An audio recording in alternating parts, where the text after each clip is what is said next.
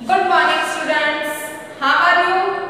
आज हम कक्षा 6 में हिंदी विषय में चैप्टर 1 दयालु शिकारी पे आगे बढ़ते हैं। पार्ट 1 में हमने दयालु शिकारी चित्रपाठ पर आधारित कहानी बनाई थी और उसके प्रश्नों के उत्तर भी लिखे थे। पार्ट 2 में हमने बातूनी कछुआ, प्यासा कौवा, कौवा और लोमड़ी चित्रपाठ पर आधारित कहानी बनाई थी और लिखी भी थी। आज हम पार्ट 3 में इससे आगे बढ़ते हैं। प्रश्न नंबर 4, प्रश्न 2 और 3 में आपको कौन सी कहानी अच्छी लगी, क्यों? प्रश्न 2 में कौन सी कहानी है? बातूनी कछुआ, प्यासा कौवा, और प्रश्न 3 में कौन सी कहानी है? कौवा और लोमड़ी। तो उसमें आपको कौन सी कहानी अच्छी लगी और क्यों? तो आपको कारण भी लिखना है और कौन सी कहानी अच्छी लगी उसका नाम भी लिखना है। ये प्रश्न आपको खुद करना है, ठीक है? अभी आगे का प्रश्न हम करते हैं। प्रश्न 5, नीचे दिए गए शब्दों के विरोधी शब्द घेरे में से ढूंढकर, नीचे दिए गए शब्दों के विरोधी शब्द घेरे में से शब्द ढूंढकर वाक्य प्रयोग कीजिए। तो यहाँ पर एक घेरा दे रखा है, तो उसमें विरोधी शब्द, ये जो विरोधी शब्द है उनके इसमें यहाँ पर उत्तर है। हमें वो उत्तर ढूंढ के उन दोनों का हमें वाक्य प्रयोग करना है। तो उदाहरण भी दे रखा है, दयालु, निर्दयी। दयालु मनोज ने आहत चिड़िया को बचाया। शिकारी निर्दयी होते हैं। प्रश्न 2, बहुत और थोड़ा। सिनेमा घरों में बहुत लोगों की बैठने की व्यवस्था होती है। दोपहर को थोड़ा आराम करने से राहत मिलती है। 3, स्वस्थ, अस्वस्थ। स्वस्थ व्यक्ति हमेशा फुर्तीला रहता है। स्वस्थ व्यक्ति हमेशा फुर्तीला मीन्स एक्टिव रहता है। अस्वस्थ लोगों को हमेशा पौष्टिक भोजन करना चाहिए। ये पौष्टिक भोजन क्या है? तो ये है हेल्दी फूड। जो अस्वस्थ लोग हैं उन्हें हमेशा हेल्दी फूड खाना चाहिए। फिर है खुश, ना खुश। खुश रहने से सकारात्मक ऊर्जा मिलती है। सुनैना कभी नाखुश नहीं रहती थी। ठीक है। 5 नंबर, जन्म मरण। हिरनी ने शावक को जन्म दिया। हम किताब में पढ़ चुके हैं। जन्म, मरण, बुराई, भलाई, ये जो शब्द है, विरोधी शब्द हमने लिखे हैं।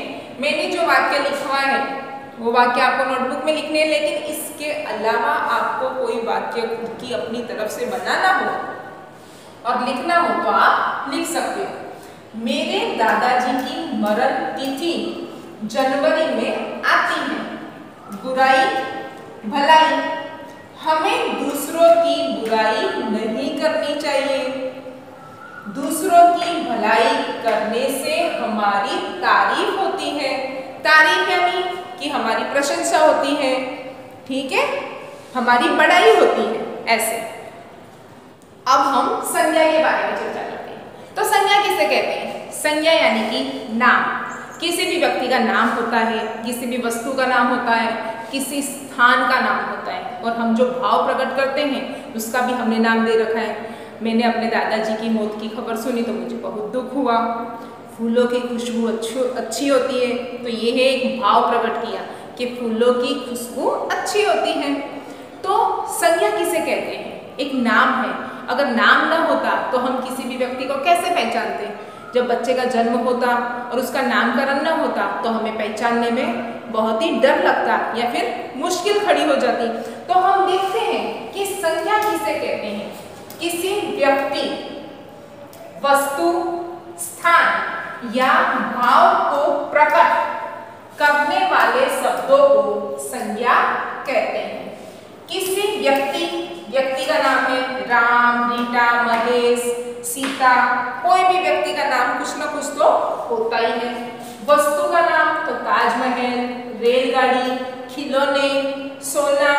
स्थान का नाम तो गांव, शहर, बाजार, मेला या फिर भाव को प्रकट करने वाले शब्दों को संज्ञा कहते हैं। भाव मतलब कि बुढ़ापा, सच्चाई, वीरता, चतुर, मिठास, ये सारे भाव प्रकट कर रहे हैं तो उसको क्या कहते हैं? संज्ञा कहते हैं। ऐसे ही हम प्रश्न नंबर 6 नीचे दिए गए वाक्यों में जो संज्ञा है उन्हें रेखांकित कीजिए। ठीक है, प्रश्न 6 नीचे दिए गए वाक्यों में जो संज्ञा है उसे रेखांकित कीजिए। थोड़ी देर बाद उसे राम और श्याम मिले। तो जैसे मैंने समझाया था, संज्ञा तो उसमें व्यक्तियों के नाम भी होते हैं, तो राम और श्याम व्यक्ति के नाम है तो उसे हम रेखांकित करेंगे। ठीक है, फिर फर्स्ट में क्या है? पूजन की परीक्षा 5 बजे तक चलने वाली थी। पूजन एक व्यक्ति का नाम हो गया और परीक्षा क्या चलने वाली थी? परीक्षा एक तरह की, मतलब एक बता रखा है कि एक परीक्षा, एक भाव बता रखा है कि एक परीक्षा थी, पूजन की परीक्षा 5 बजे तक चलने वाली थी। तो यहाँ पर संज्ञा क्या आएगी? पूजन और परीक्षा। नंबर 2, सब अंबाजी जा रहे थे। सब अंबाजी जा रहे थे यानी कि अंबाजी एक स्थान का नाम है। सब अंबाजी जा रहे थे तो यहाँ पर संज्ञा क्या आएगा? अंबाजी। फिर थर्ड, गुलाब का फूल मुझे पसंद है। कौन सा फूल पसंद है? गुलाब का। गुलाब एक वस्तु का नाम हुआ, एक फूल का नाम हुआ, तो गुलाब की नीचे अंडरलाइन और फूल की नीचे अंडरलाइन। गुलाब का फूल क्या पसंद है? कौन सी चीज पसंद है? वस्तु पसंद है, तो गुलाब का फूल मुझे पसंद है, तो गुलाब और फूल के नीचे अंडरलाइन। हिमालय की चढ़ाई बहुत कठिन थी। हिमालय की चढ़ाई एक पर्वत है, उसका नाम दे रखा है। ठीक है, एक स्थान है, एक जगह है, उसका नाम दे रखा है, तो हिमालय के नीचे अंडरलाइन आएगी कि चढ़ाई बहुत कठिन थी। चढ़ाई यानी कि एक भाव व्यक्त कर रखा है कि चढ़ाई बहुत कठिन थी। ठीक है, तो हिमालय और चढ़ाई के नीचे अंडरलाइन। आज बिल्ली सारा दूध पी गई। कौन पी गया दूध? बिल्ली। बिल्ली एक प्राणी का नाम है। ठीक है, तो बिल्ली के नीचे अंडरलाइन आएगा। और क्या पी गई? दूध, एक तरह की वस्तु व्यक्त की गई है कि बिल्ली सारा दूध पी गई, तो बिल्ली और दूध के नीचे अंडरलाइन। ठीक है, प्रश्न नंबर 7 अंदाज अपना अपना। अंदाज अपना अपना यानी कि अपने अपने तरीके से।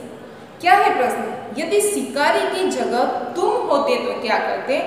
चर्चा कीजिए। अगर शिकारी की जगह आप होते तो क्या करते? आप अपने तरीके से इसका जवाब लिखिए। ठीक है, चलो बच्चों, हमने दयालु शिकारी, प्यासा कौवा, बातूनी कछुआ, कौवा और लोमड़ी, ये सभी कहानियाँ समझी, लिखी और पढ़ी भी हैं। लेकिन ये जो कहानियाँ हैं उन कहानियों में कई तरह के पशु हैं, उनकी विशेषताएं मैं आपको समझाती हूँ। उनकी विशेषताओं में जैसे कि हिरण की विशेषताएं लिख रखी है, कछुए की विशेषता लिख रखी है और कौवे की विशेषता लिख रखी है। तो उनमें क्या विशेषता है? जैसे कि हिरण तो सुंदर आंखें, हिरण की आंखें बहुत सुंदर होती है। हिरण दौड़ने में तेज होती है, देखना कभी आप डिस्कवरी चैनल पे। और हिरण का शरीर फुर्तीला होता है, वो हमेशा एक्टिव रहती है। हिरण शाकाहारी होती है। हमारे ये जो चैप्टर है दयालु शिकारी, उसमें भी हमने देखा हिरण घास और पेड़ पौधों के हरे हरे पत्ते खाती है। हिरण शाकाहारी होती है। फिर है कछुआ। कछुए में क्या विशेषता है? तो वह उभयचर प्राणी है, धीमी चाल है, एकदम कछुआ धीरे चलता है। पेट छोटे और शरीर के भीतर रहते हैं, उसके पैर बहुत ही छोटे रहते हैं और वो अपने पैर को अपने भीतर ही रखता है। जब उसे चलना होता है तभी वो पैर को बाहर निकालता है। फिर है आंखें छोटी लेकिन तेज। आंखें छोटी लेकिन तेज। फिर है कौवा। कौवे में क्या विशेषता है? बोली, उसकी बोली कोई पसंद नहीं करता। ईर्ष्यालु स्वभाव, वो दूसरों से हमेशा जलता है। कौवा शाकाहारी भी है और मांसाहारी भी है। कौवा हमेशा सावधान रहता है, हमेशा चौकन्ना रहता है। ऐसे अभी हमने दयालु शिकारी कहानी के आधार पर एक दूसरी कहानी भी मैंने समझाई थी आपको, हिरण का बाता, ठीक है। फिर बातूनी कछुआ, तो बातूनी कछुए पे मैंने सिर्फ बातूनी कछुए की कहानी सुनी थी। अभी मैं आपको एक खरगोश और कछुए की कहानी सुनाती हूँ। ये कहानी वैसे आपने सुनी होगी। एक बार जंगल में सभी प्राणी बैठे हुए थे और आपस में बातें कर रहे थे, और बातें करते करते कछुए और खरगोश में बहस छिड़ गई। खरगोश ने कहा कछुए से, तुम कभी भी मुझे जीत नहीं सकते। तो कछुए को पता था कि वो नहीं जीत सकता, क्योंकि खरगोश तेज दौड़ता है और कछुआ धीरे। लेकिन फिर भी उसने सोचा क्यों ना इससे मैं रेस लगाऊं, ये कह रहा था।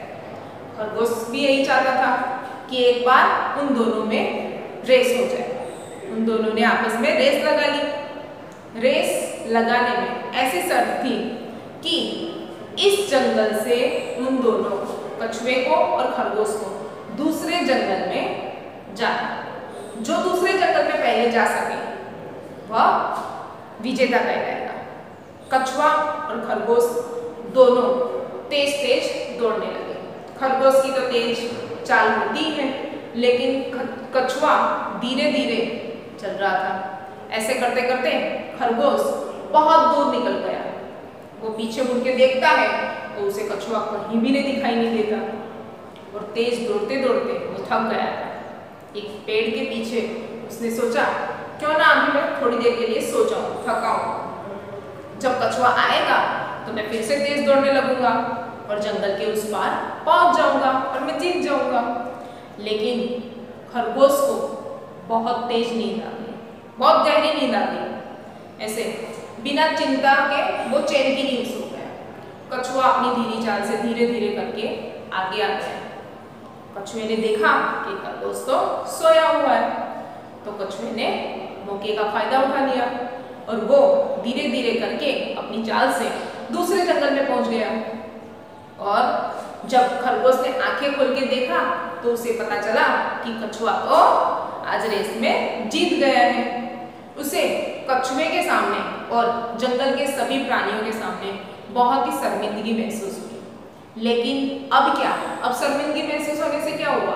पहले तो वो कछुए को जैसे तैसे ताने दे रहा था और अब आखिर में कछुआ ही रेस को जीत गया। तो इस कहानी से हमें क्या सीखने को मिलता है?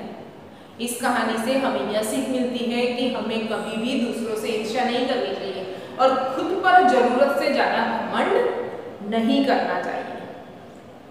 बच्चों, अभी आप घर पे ही रहते हो तो थोड़ा फ्री रहते हो, तो न्यूज़पेपर तो सभी के घर पे आता होगा, तो आप तरह तरह की कहानियाँ पढ़िए, देखिए, ठीक है, और थोड़ा दिमाग को तेज बनाएं। और इसके अलावा भी आपके दादा दादी या कोई नाना नानी घर पे रहते हो तो उनके पास बैठकर थोड़ा समय निकालकर तरह तरह की कहानियाँ सुनिए।